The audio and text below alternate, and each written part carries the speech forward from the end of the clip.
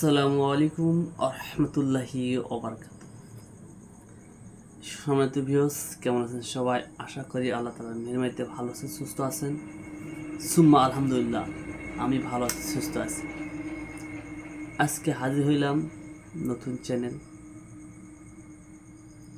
জিন ও জাদু চিকিৎসার ক্লাস। জিন ও জাদু চিকিৎসার ক্লাস। এই চ্যানেলে যারা সাবস্ক্রাইবার রয়েছেন, প্রতিনিয়ত ইনশাআল্লাহ আশা করা যায় প্রতিনিয়ত চেষ্টা করব জিন এবং জাদুর বিষয়ে কিছু গুরুত্বপূর্ণ আলোচনা করার জন্য। আজকে সর্বপ্রথম আলোচনা হবে রুকিয়া দ্বারা উপকার পাবেন কিভাবে। বুঝতে পেরেছেন? রুকিয়া দ্বারা উপকার পাবেন কিভাবে, বা রুকিয়ার গ্রহণকারীর জন্য শর্তসমূহ। আপনি যে রুকিয়া গ্রহণ করবেন বা চিকিৎসা করবেন তার কিছু শর্ত রয়েছে। শর্ত ছাড়া আপনি সুস্থ কামনা করতে পারেন না। আল্লাহ সুবহানাহু ওয়া তাআলা আপনাকে সুস্থতা দান করবেন না। আগে মানহাজ এবং আকীদা আপনার সহিশুদ্ধ করতে হবে, আকীদাকে ঠিক রাখতে হবে। কোনো শিরকি আকীদা, তন্ত্র মন্ত্র প্রতি ঝুঁকে পড়া যাবে না। প্রথমত 1 নম্বর হচ্ছে রুকিয়া গ্রহণকারী, মানে ঝাড়ফুঁক গ্রহণকারী বা চিকিৎসক, যারা চিকিৎসা গ্রহণকারী, যারা রোগী রয়েছে, যারা আমাদের কাছে চিকিৎসা গ্রহণ করবেন, যা আমাদের মতো রাকির কাছে যারা চিকিৎসা গ্রহণ করবেন, তাদের উদ্দেশ্যে বলা হয়েছে রুকিয়া গ্রহণকারী একমাত্র আল্লাহর উপর পূর্ণ ভরসা রাখতে হবে। রুকিয়া গ্রহণকারী একমাত্র আল্লাহর উপর পূর্ণ আত্মবিশ্বাস, ভরসা রাখতে হবে। মনে রাখতে হবে যিনি রাকি বা যিনি চিকিৎসক, তিনি আপনাকে সুস্থতা দান করতে পারেন না। তিনি একমাত্র আল্লাহ তাআলার কাছে সাহায্য কামনা করে, সাহায্য চেয়ে আপনাকে কোরআন হাদিসের আলোকে, কোরআন হাদিসের সহি দোয়াগুলো মাধ্যমে ঝাড়ফুঁক করবে। আল্লাহ তাআলার সাহায্য কামনা সে। বুঝতে পেরেছেন? মনে রাখতে হবে একমাত্র আল্লাহর উপর পূর্ণ আস্থা রাখতে হবে যে আল্লাহ তাআলা আপনাকে সুস্থতা দান করবেন। নাম্বার 2, রোগী পূর্ণ ও বিশ্বাস রাখতে হবে যে আল কোরআন মহা ঔষধ। রোগীকে পূর্ণ আস্থা রাখতে হবে, বিশ্বাস রাখতে হবে, পূর্ণ আস্থা। তা হচ্ছে আল কোরআন মহা ঔষধ এবং আল্লাহর পক্ষ থেকে রহমত ও মুমিনদের জন্য উপকারী। আল্লাহর পক্ষ থেকে রহমত ও মুমিনদের জন্য উপকারী আল কোরআন। আল্লাহু আকবার। 3 নম্বর হচ্ছে আরোগ্য লাভে দেরি হতে পারে, কিন্তু হ্যাঁ, কিছু কিছু রোগী রয়েছে আমরা চিকিৎসা করি, দেরি হয়। 3 মাসের জায়গায় 6 মাস 1 বছর লেগে যায়। আবার কিছু রোগী আছে প্রথম দেখাতে ভালো হয়ে যায়, কিংবা 1 মাস বা 2 মাস লেগে যায়, বা 14 দিন 10 দিন লেগে যায়। আবার কিছু রোগী সময় লাগে। এই জন্য মনে রাখতে হবে, আপনার আত্মবিশ্বাস রাখতে হবে, আল্লাহর কাছে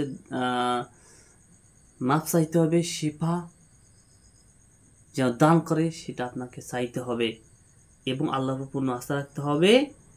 ধৈর্যের সহিত চিকিৎসাটা গ্রহণ করতে হবে। ধৈর্য যদি না থাকে আপনার চিকিৎসা হবে না। কারণ কিছু কিছু রোগের ক্ষেত্রে বা কিছু কিছু রোগের ক্ষেত্রে দেরিতে ভালো হয়ে যায়। সেক্ষেত্রে ধৈর্য ধারণ করা উত্তম। নাম্বার 4, আকীদা ঠিক রাখতে হবে, অর্থাৎ আহলুস সুন্নাহ ওয়াল জামা এর পূর্ণ অনুসরণ করতে হবে। কোন শিরকি মতভেদ, কোন শিরকি আকীদা লালন পালন করা যাবে না। মাজারে পূজা, সেজদা, পীর পূজা, এগুলো করা যাবে না। করলে আল্লাহ তাআলা আপনাকে শিফা দান করবেন না। তো কোনো জাদুঘর বা গণকের দেওয়া তাবিজ কবজ থাকলে খুলে ফেলে দিতে হবে। কোনো গণক কিংবা জ্যোতিষীর কোনো তাবিজ তোমার বা কোনো চিকিৎসকের তাবিজ তোমার দিলে এগুলো খুলে ফেলে পুড়ে ফেলতে হবে। বুঝতে পেরেছেন? তাহলে আমাদের মতো রাখি যারা আছি কোরআন হাদিসের আলোকে চিকিৎসা করি আমরা, তাহলে হচ্ছে ঝাড়ফুঁক করবো বা চিকিৎসা দিয়ে দেব, তার ছাড়া আমরা চিকিৎসা দেব না। এবং মনে রাখতে হবে যে রোগী রয়েছে, যে রোগীটা যে ঘরে থাকবে সে ঘরে কোনো ছবি মুক্তি রাখা যাবে না, কোনো ছবি মুক্তি রাখা যাবে না, মনে রাখতে হবে। এবং ওই ঘরটা সর্বদাই পাক পবিত্র রাখতে হবে, কোনো নাপাক বস্তু রাখা যাবে না। এবং যিনি রোগী থাকবেন তেনাকে সর্বদাই পাক পবিত্র থাকতে হবে এবং উযুর সহিত থাকার চেষ্টা করতে হবে।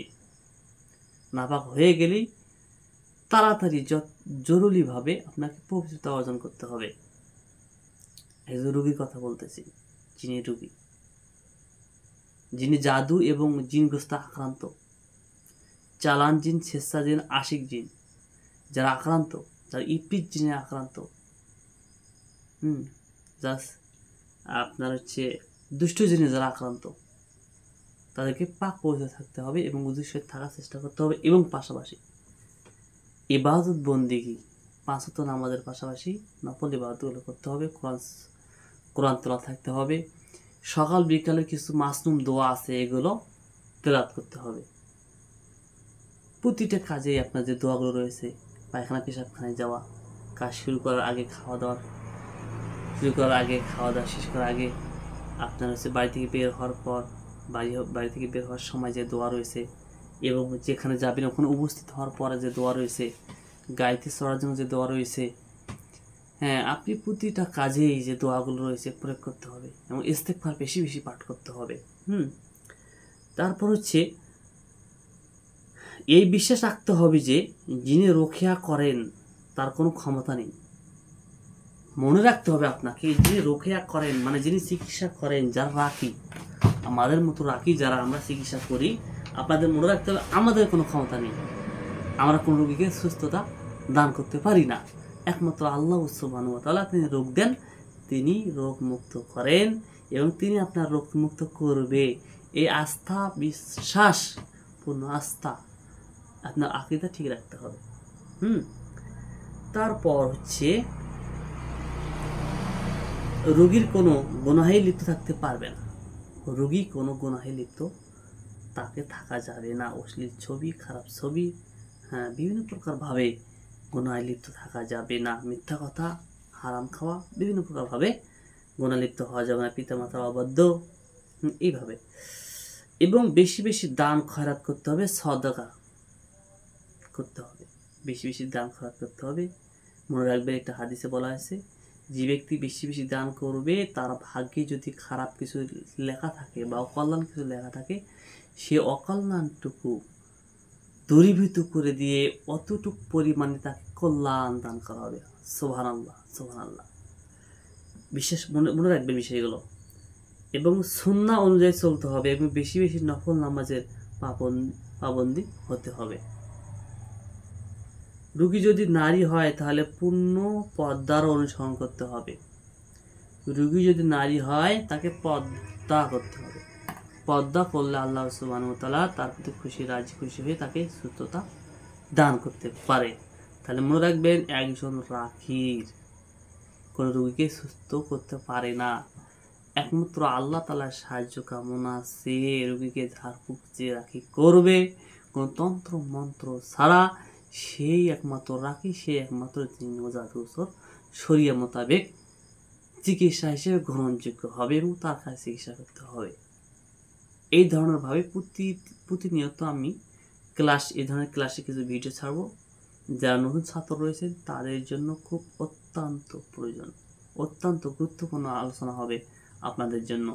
তো ইনশাআল্লাহ সকলেই আমার এই নতুন চ্যানেলটি সাবস্ক্রাইব করবেন,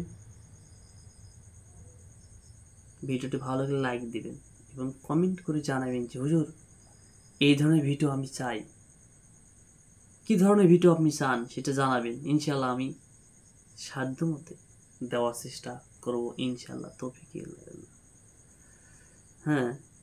তারপরে ইনশাআল্লাহ ধারাবাহিকতা অনুযায়ী এরকম পর্ব হবে জিন ও জাদু চিকিৎসা বিষয়ে। আপনারা যোগাযোগ রাখবেন, ইনশাআল্লাহ ভিডিওগুলো দেখবেন, শুকরিয়া। আসসালামু আলাইকুম ওয়া রাহমাতুল্লাহি ওয়া বারাকাতুহু।